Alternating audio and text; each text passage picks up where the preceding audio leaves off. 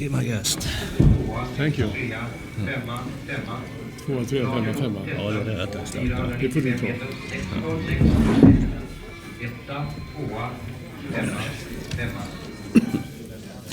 ta. Same man, is this the microphone? Should be, yeah.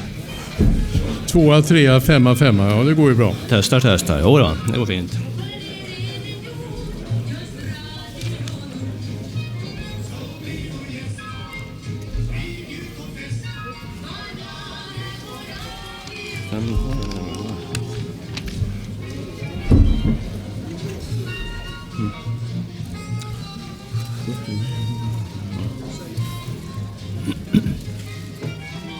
Ska vi ta bort den här?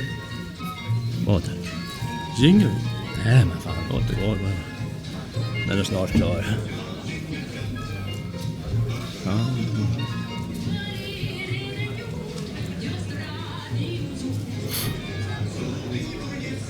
Men de förstår inte ett dugg. Nej.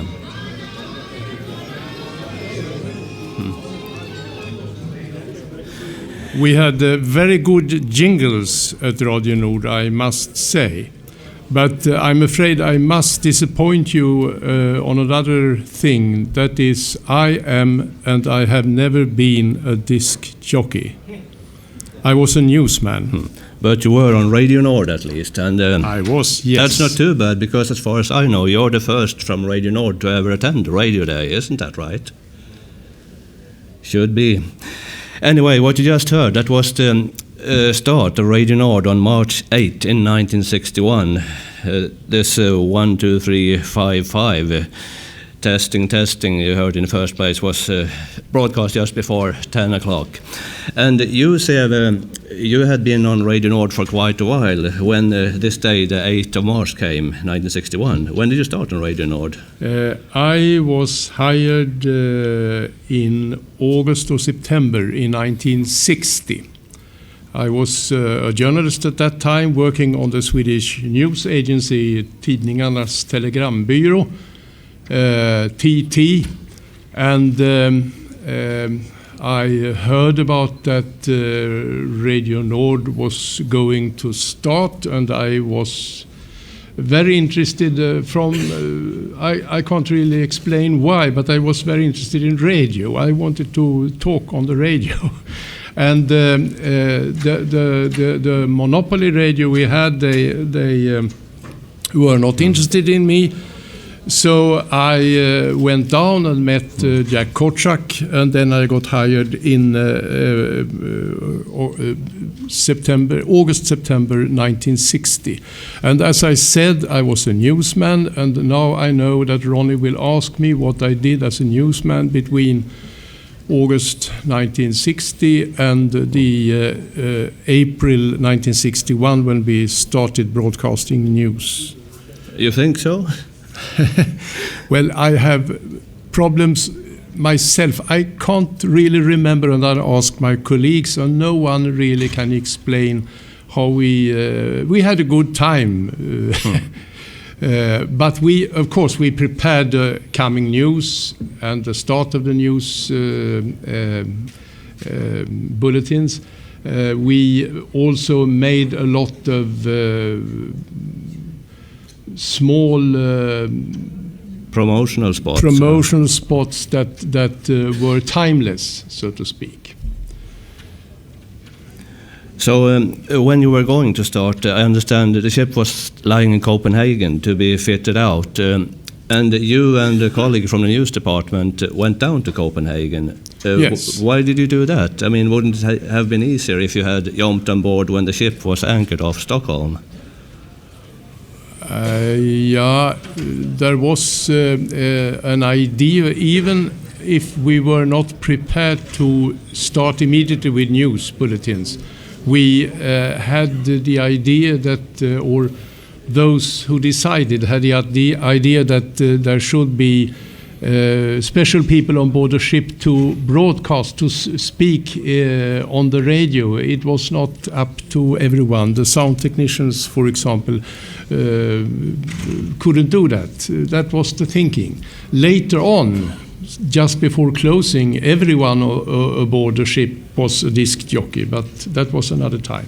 And then I had left the company. Right. Could you tell us a little about when you got to Copenhagen in late 1960, around Christmas, wasn't it? Yeah. What was it like? It was in a great hurry we left Stockholm. It was in a great hurry when I left TT. The station manager, the Swedish guy who managed the Radio Nord station, Jack Korczak. You've probably all heard his name. His son wrote a book last year, I think, about the whole story. And there are some leaflets outside here I've seen about that book. Jack Korczak, he was born in Finland and came to Sweden and was sort of businessman in general, importing things, especially from America, from the United States. And he got this contact in Texas with a number of millionaires who wanted to, who were inspired by the Danish pirate, Radio Mercure, and wanted to do the same outside Stockholm. And he was a very, how should I put it nicely, he was well known in Sweden because he was a sort of a playboy. Especially the evening papers very often wrote about him. But also he was a guy who was very fast to act, sometimes perhaps action before thought.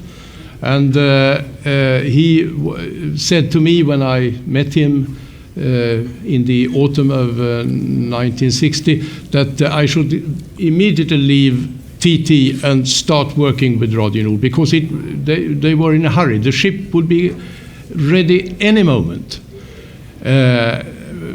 And at Christmas, it was the same. As you understand, the ship was not ready.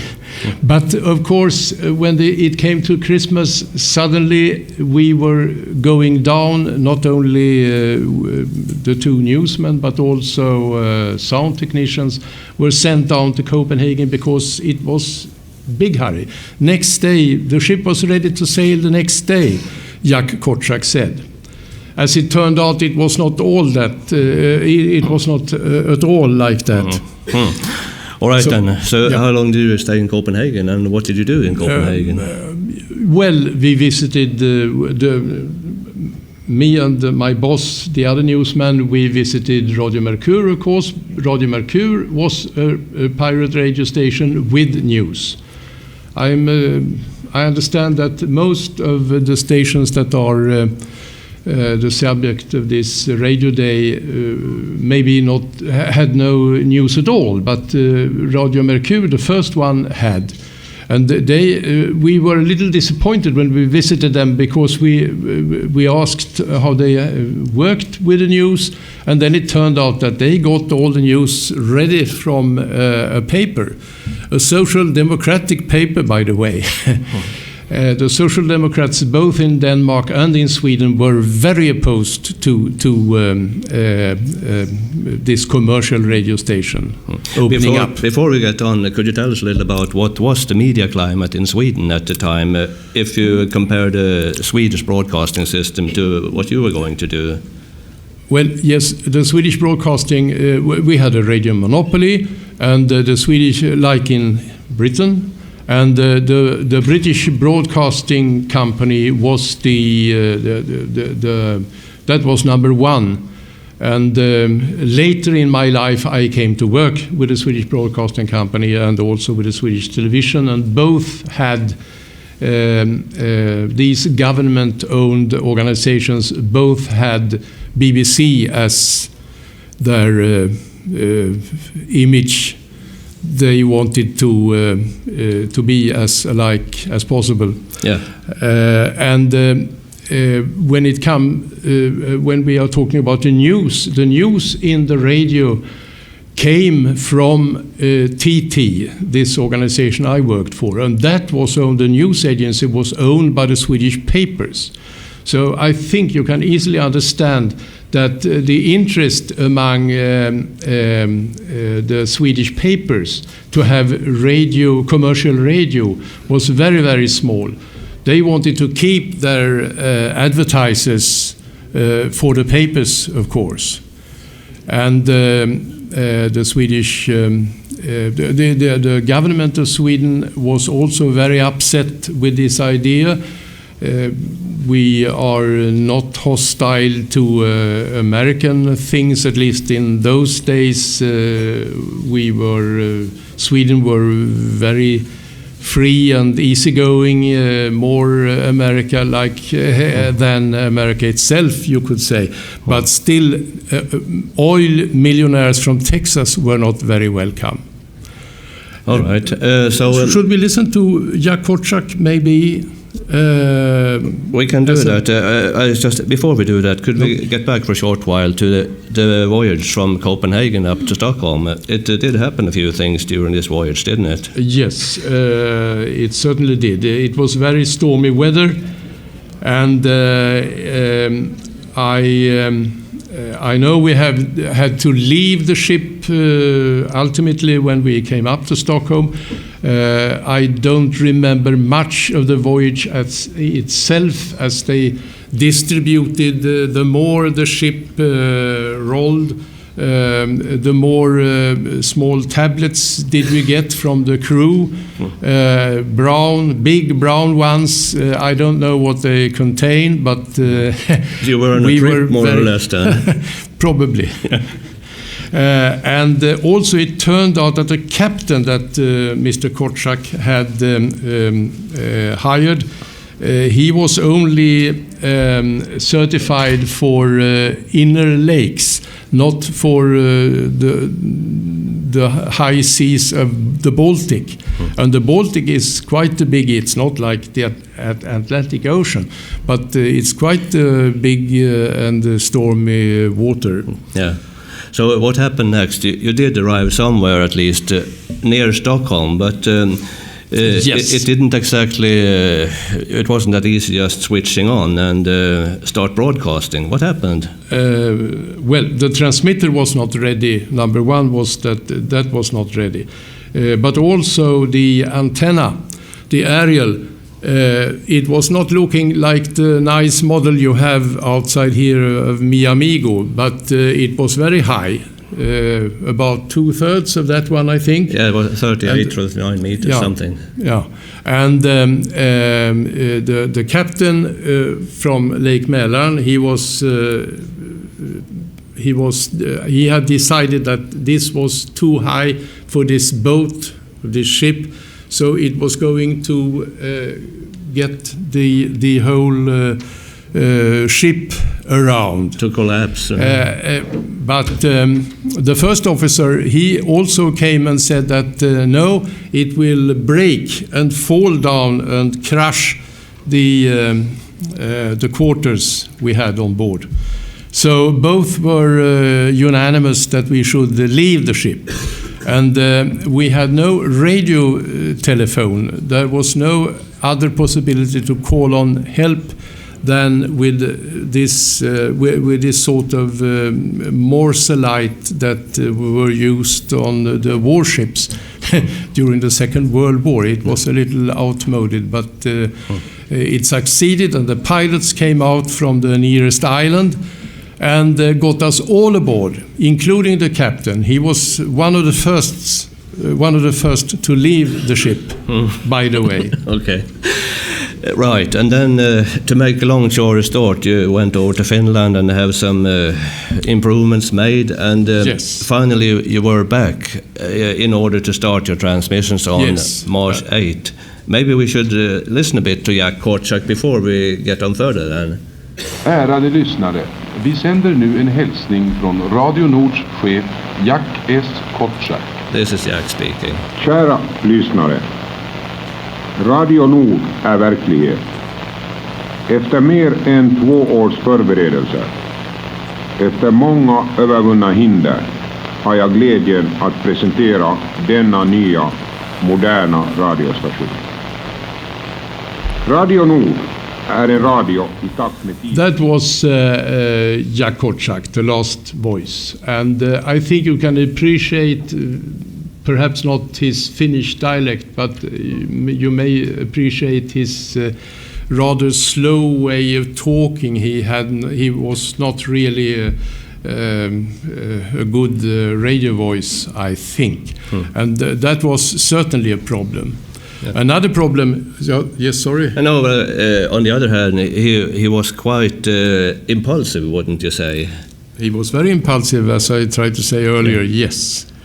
And he also said here that there were 2 years of preparations, 2 years from the original thought. And the fact is that Radio Veronica out here got started before Radio Nord, but the idea to start Radio Nord was the number one pirate, so to speak. Pirate, you know, we were never illegal. No, not at least from the beginning. Right then, about the Americans that were involved, could you tell us a little about these persons? Who were they and what were their interests in this project? Yeah, the guy who got the idea was Gordon McClendon. And I met him several times when he was over in 1960 and 1961. But a funny thing, I think, today is that there were no efforts made to educate us Swedes how we should make commercial radio. Some of you may know Gordon McClendon or his name because he was a very famous American radio guy, and he had a news station in Dallas, Texas, where they had a policy book how to make news policy and news programs. That is a very good handbook, manual, but we didn't get that. We didn't see it, we didn't get it translated, other than in a very, very short version with 2 or 3 pages. That was all. Yeah. So, yeah, and when you finally started, then it took a while, a month after or something like that. Yeah, the official opening of the station was March 8, and for some funny reason that is lost in my memory and other people's memory, we didn't start the news bulletins until April 12. But that I can tell you about, because I was the one aboard the ship at that time. And April 12, 1961, anyone? No? Well, if I say Gagarin, we had, that was quite out of luck, of course, but we were the first to tell the Swedish public in Swedish about the Gagarin trip around the world and out in space. And the reason for that was, of course, not that we had better sources than Swedish Broadcasting Corporation. The reason was that the TT in the radio, they had news in the morning, 7 and 8 o'clock or something like that, and then one at lunchtime, and then it was 2 at night. And that was all there was of news. In the vad fan heter avtal? Agreement. In the agreement between Swedish radio and TT, it was said that the Swedish radio, the Swedish Broadcasting Corporation, could not broadcast news themselves. They could make interviews and so on, but the real hard news could not originate from any other source than TT. That was a very funny and an explanation, because TT had no interest in providing too many news bulletins around the clock, because then people would perhaps not buy the papers, the newspapers. As I said, you remember I said that TT, the owner of TT, was the newspaper organization. A funny construction. Right. It took what happened after Radio Nord started was, of course, that the Swedish radio started to broadcast news more often. But an hourly news service, it took a prime minister murder in 1986.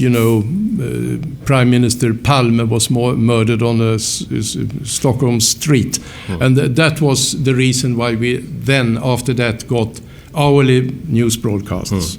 All right, before we tell a little more about your practical work at the news section, could we hear some jingles perhaps from Radio Nord?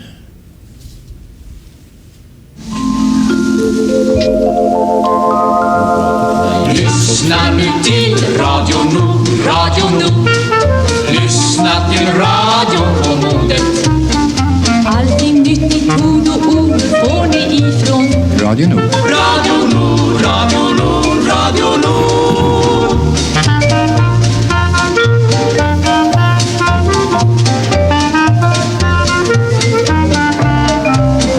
Allting nyttigt, ord och ord får ni ifrån Radio Nord. Radio Nord, Radio Nord, Radio Nord. Har du radio? Ja. Har du mellanvåg? Ja, visst. 4 på 4, 9, 5, där har du Radio Nord. Lyssna, lyssna, lyssna på Radio Nord. Där ni jämt hör nytt ut i ton och ord. Er våglängd för radion hemma är 4, 9, 5. Så hör till dem och er bestämt för 495. All right, I think we had enough of Swedish jingles for the moment. Could you tell us a little about the jingle production? You had a very clever jingle guy there called Henry Fox. What is there to say about him? Yeah, the last you heard that was 495. Yeah, right. 495, the wavelength. The jingles were almost everyone produced by a guy by the name of Henry Fox. As I tried to say earlier, I am a little sad nowadays that I didn't talk more to Gordon McLendon. And I could also add that I am a little sad that I didn't talk more to Henry Fox. But I have understood now that he was a very bright guy. He was very fast to write these jingles, and he was also it was a very high quality jingles, I would say. These were perhaps not his best. He also made the musical advertising spots. He is not with us, as you understand, anymore. But he was before his time, I would say, because in the 1990s we got commercial radio in Sweden, and even younger people than me say today that the ad spots today are not as good as those of Henry Fox. Okay, about your work at the news department, and how did you collect the news, for instance? Could you tell us a little about the daily routines which you had? Yeah, Gagarin, the source for Gagarin was, of course, the BBC World Service. Thank you. You listen on shortwave then? Yes. Okay. But otherwise, in the beginning, we were 4 people, one working on the boat, one ashore on leave, and 2 working on at the news desk in town. And we had a radio phone. We didn't have that at Christmas 1960. But later in the spring, we got the radio phone, and we could call out from the editorial office at the ordinary Radio Nord office in Stockholm a few times during the day out to the ship. And also we had one guy started working very early in the morning and wrote down something that he could phone out and talk into a dictaphone on the tape on the ship. And the guy on board could sleep until 5 o'clock. And then the first thing he did was to go to the radio phone and get this little tape. And then he had to type it out, of course. And then he had a ready-made newscast. All right. Did you do it all by yourself, or did you have help of a technician to get the transmission running?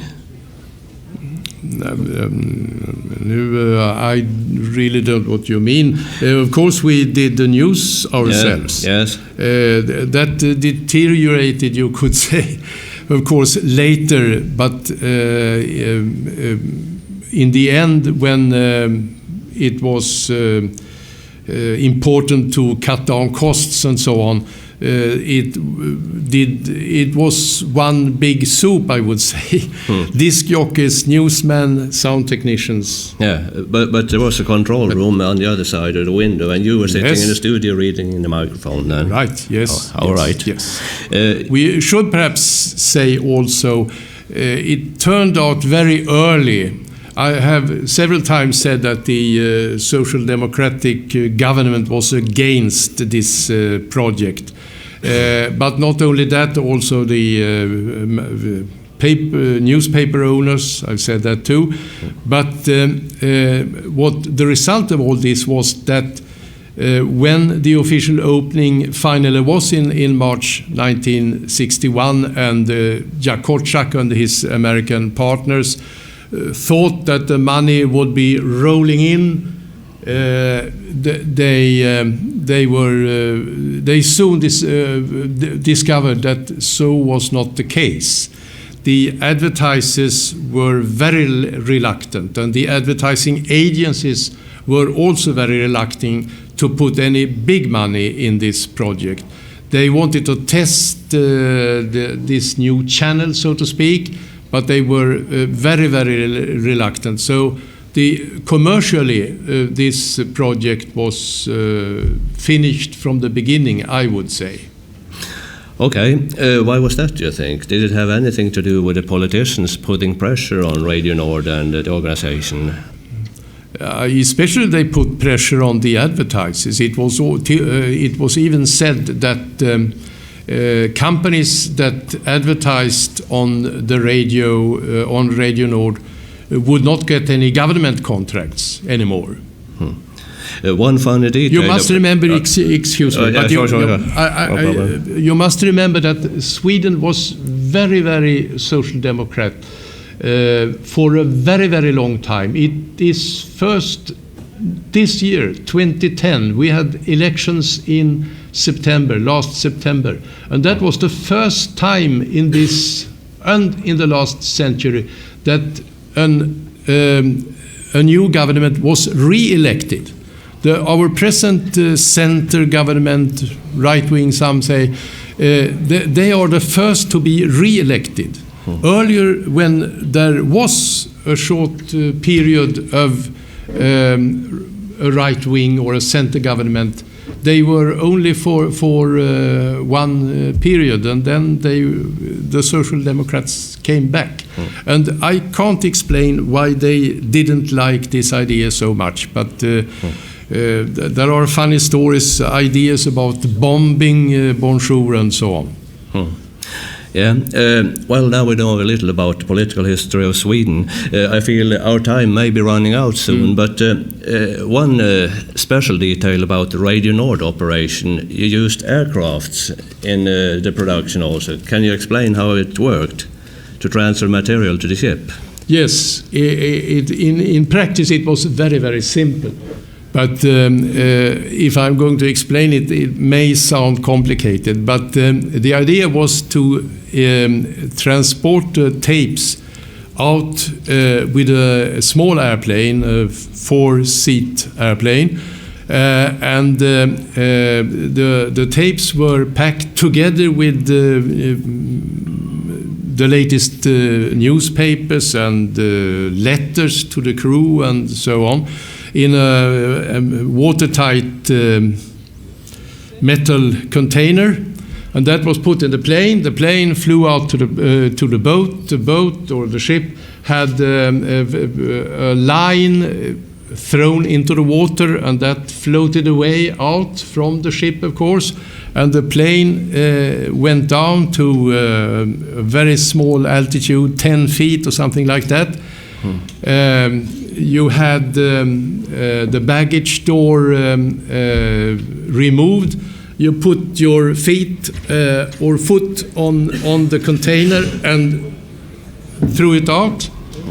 And that had the line, and the container line crossed the line from the ship, and then on the ship you took it aboard. Very simple. And it functioned almost every time. As I know, one container got lost. Maybe it was found on the other side, on the eastern side of the Baltic. Well, Seve, I just got told that we got 5 minutes to go. Could you tell us about the general atmosphere on board the ship? What was it like? Was it a stressful job, or what do you think? Not in my time. I was there when the going was very good. Of course, as I said, the money didn't come in that great amount that everyone hoped for. Instead, a lot of the advertising spots were paid by barter. You understand, the office in Stockholm was filled. The corridors in the office were filled with refrigerators and washing machines and so on, which were exchanged for the spots. But we were not very stressed on board a ship. I have very lovely memories from the long spring of 1961. Later, that was, of course, changed. And my colleagues working on the following spring, in the spring of '62, before the station closed down, they really had to do, as I have said several times, everything: news, disc jockeys, playing records, even maintaining the ship itself. Was there any special sort of problems you encountered when you were on board? Anything that happened that you can recall? Many things happened, but are you suggesting something? No, something? Nothing special. I mean, it was sounds like it was pretty quiet, pretty calm out there. Oh yes. One thing I learned is that the seascape can change more almost than a landscape can with the weather. Smooth surface on the water and stormy weather. Very nice experience. Right. Well, then we have heard a little about experiences from Radio Nord. I thought we should, after this little conversation, show a video. Could you tell us about it, Seve? What is it that we're going to see, and who is it by? Yes. When I came down to Copenhagen to fetch the ship from Denmark and to take it up to Stockholm, I met a young sound engineer who turned out to be the chief sound engineer for the whole life of Radio Nord, Ove Sjöström. And Ronny and I met him a week ago and Ronny made a little interview, and it may interest you not so much perhaps because of Radio Nord, but because of Radio Caroline, because he was hired by Ronan O'Reilly to start to equip the first Radio Caroline ship, that Danish ferry you know so much about. Those of you who would like to see this, it's about 15 minutes exactly, I think, to hear him talk about his experience of Radio Caroline. You could stay here, and if you is not interested, please leave now. Also, another thing. Anyway, I would like to tell you that I have a website. Some of you may have visited earlier. I got the idiotic idea to upgrade it, so it has been down for a time now, but it will be back shortly. I promise you hereby. Yeah, right. And before we show this video, I'd like to mention that Ove Sjöström, he was also approached by Alan Crawford of Radio Atlanta just when Radio Nord closed down, and he was offered a job there. But as you all know, maybe Crawford's financing was drawn back, so he couldn't fulfill his agreements, and that made Ove quite pissed off, which we'll hear later in the interview and see what happened. There isn't anybody here from Radio Atlanta, is it? Oh, that's good. Well, you can run it then. Thanks a lot from the Swedish team.